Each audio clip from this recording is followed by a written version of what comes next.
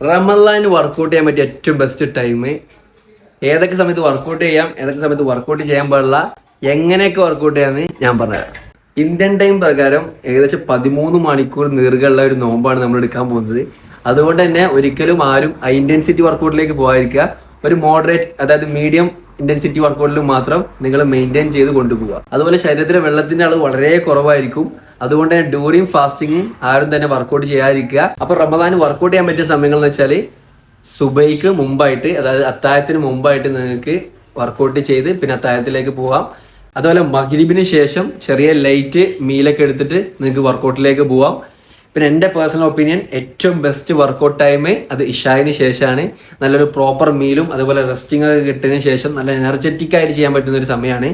എന്നിരുന്നാലും ഒരു high intensity വർക്കൗട്ടിലേക്ക് പോകാതിരിക്കുക. ഒരു മോഡറേറ്റ് ഇന്റൻസിറ്റിയിൽ കീപ്പ് ചെയ്തിട്ട് നിങ്ങൾക്ക് റമദാനിലെ വർക്കൗട്ട് അടിപൊളിയായിട്ട് കൊണ്ടുപോകാം.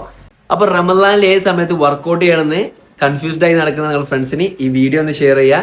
അപ്പോൾ എല്ലാവർക്കും റമദാൻ കരീം.